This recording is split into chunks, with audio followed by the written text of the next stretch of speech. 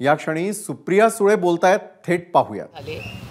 महिलांवर अत्याचार झाले आणि तेव्हा मतदानाची वेळ जेव्हा आली किंवा चर्चेत भाग घ्यायचा वेळ आला तेव्हा प्रफुल्ल पटेलांनी भारतीय जनता पक्ष ज्यांची सत्ता मणिपूरमध्ये आहे, जिथे बलात्कार झालेत, लोकांची घरं जाळली गेली आहेत, अशा अनेक गोष्टी झालेल्या आहेत ज्याचा आमचा पूर्ण विरोध आहे. ह्या भारतामध्ये कुठल्याही महिलेचा जर बलात्कार होणार असेल तर जरी आम्ही सत्तेत असलो तरी जो गलत है वो गलत ही है, त्या बाजूने आम्ही मतदान करणार नाही. हे राजकारण असलं तरी काही तत्वाचीही गोष्टी असतात. त्याच्यामुळे आम्हाला आश्चर्यही वाटलं आणि दुःखही झालं की प्रफुल्ल पटेलांनी अशा गोष्टीला त्यांनी सहकार्य होकार दिला. आणि भारतीय जनता पक्षाची आणि आमची एक वैचारिक मोठी लढाई आहे आणि त्या लढाईमध्ये जर प्रफुल्ल पटेल त्या बाजूने काही निर्णय त्यांच्या बाजूने घेणार असतील ते आम्हाला योग्य वाटलं नाही, म्हणून आम्ही त्यांचं डिस्क्वालिफिकेशन जुलै महिन्यातच केलेलं आहे. हा पहिला मुद्दा. त्याच्यामुळे आम्ही पुन्हा एकदा जेव्हा त्यांनी ह्या मणिपूरच्या केसमध्ये किंवा हे जे चुकीचे निर्णय केंद्र सरकार घेत आहे त्या बाजूनी जेव्हा ते मतदान करतात त्याच्यामुळे त्या गोष्टीमुळे डिस्क्वालिफिकेशनचं आम्ही परत मागणी केलेली आहे. हे राज्यसभेची आहे. लोकसभेमध्ये मी स्वतः, अमोल कोल्हे, नवाब मलिक, आपलं फैजल, श्रीनिवास पाटील आणि सुनील तटकरे असे आम्ही मेंबर्स आहोत.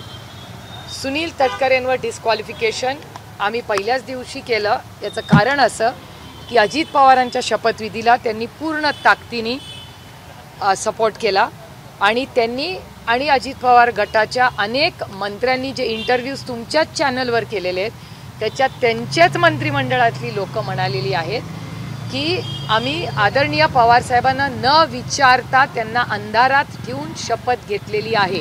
हे तुमच्या चॅनलवरचं ऑन रेकॉर्ड गोष्ट आहे.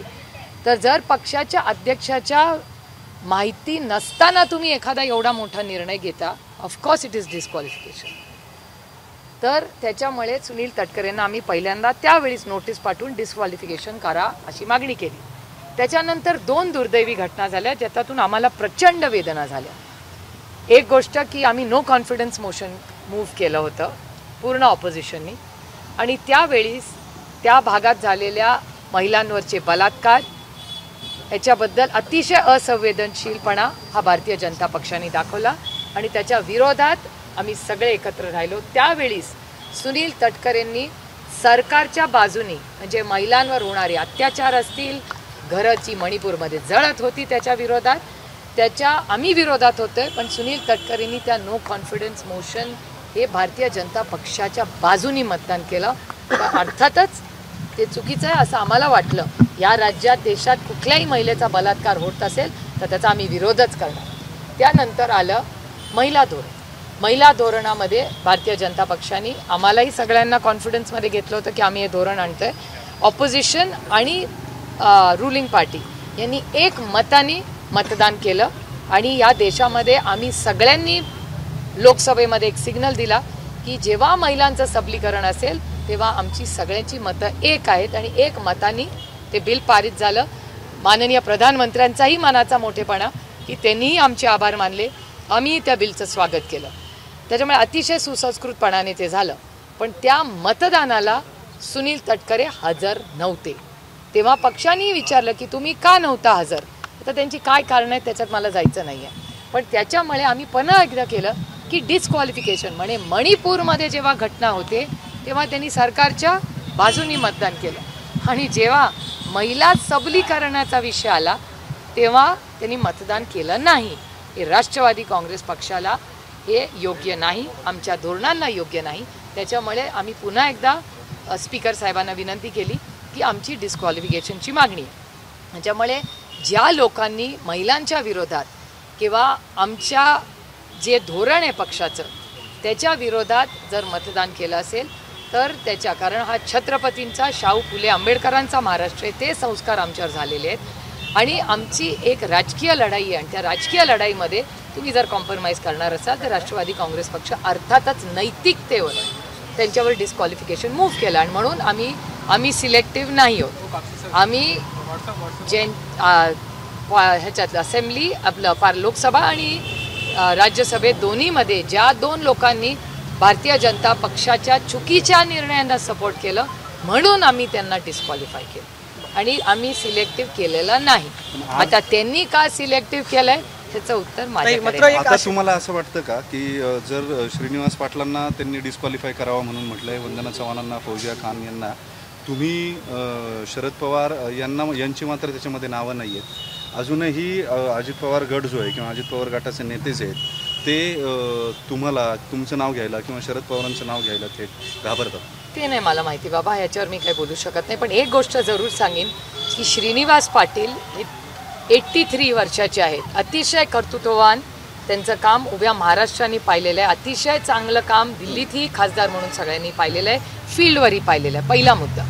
आता 83 वर्षाच्या माणसाच्या विरोधात तुम्ही डिस्क्वालिफिकेशन करता, हे काहीतरी नवीनच पाहते मी. एक, आणि त्यांनी डिस्क्वालिफाय करण्यासारखं केलंय काय?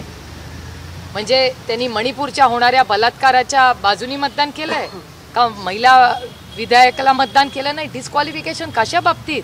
ह्याचं तर उत्तर मिळालं पाहिजे, पहिला मुद्दा.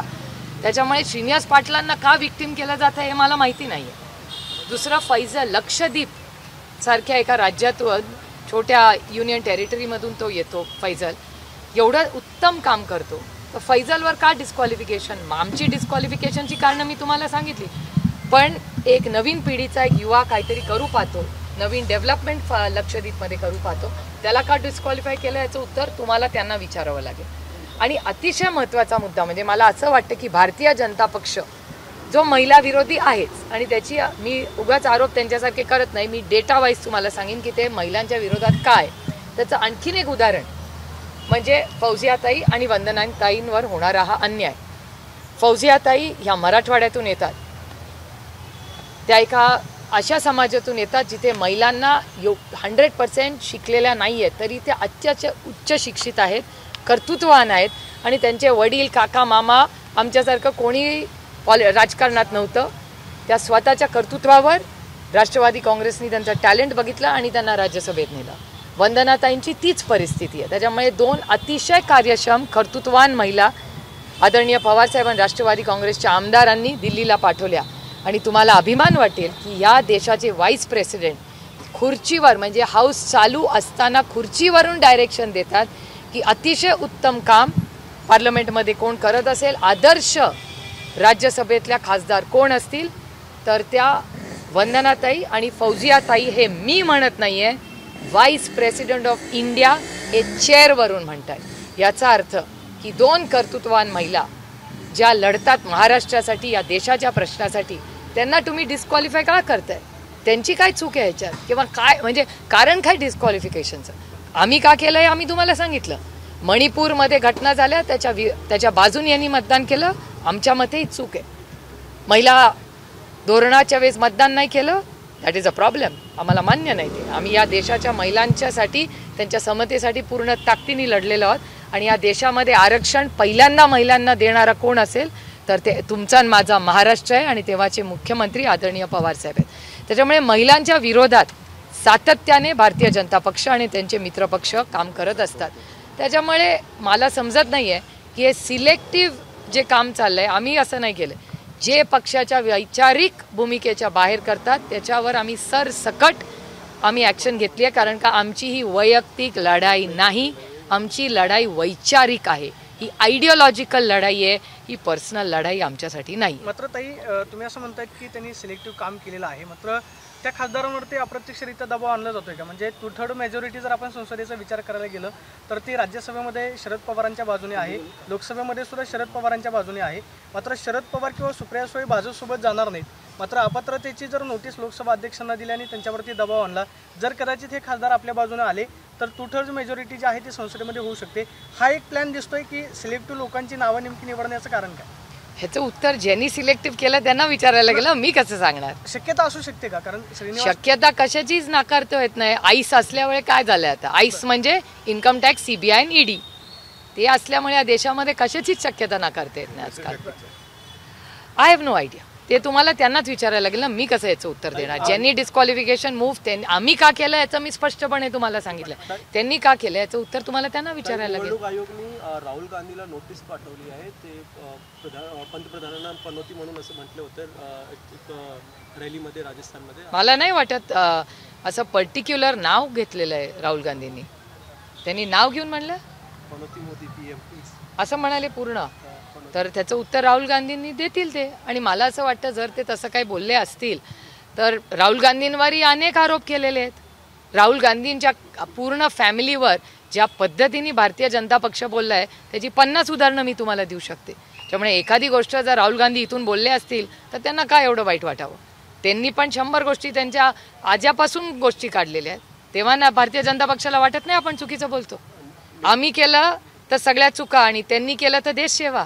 बस. निवडणूक आयोग याच्यावर नोटीस पाठवली आहे राहुल गांधी. ठीक आहे, लढले का. राहुल गांधी बहुत लढाऊ आहे.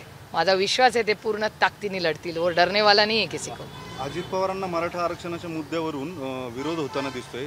परवाच्या दिवशी सुद्धा एका कार्यक्रमामध्ये काळे झेंडे त्यांना दाखवण्यात आले. मुख्यमंत्री आणि नंबर 2चे उपमुख्यमंत्री जे आहेत त्यांची भाषणं झाली, त्यांना विरोध नाही झाला. अजित पवार उभे राहिले आणि त्यांना काळे झेंडे दाखवल्यावर ते असं म्हटले की हे आपल्या विरोधकांचं काम आहे. नक्की या सरकारमध्ये काय चाललंय मला खरं कळत नाही. मी तुम्हाला अनेक महिने तुमच्याशी बोलताना सांगते की this is a policy paralysis government. 200 आमदार आहेत पण आज दुष्काळाचा एवढा गंभीर प्रश्न आहे. सरकार सिरियस नाही आहे.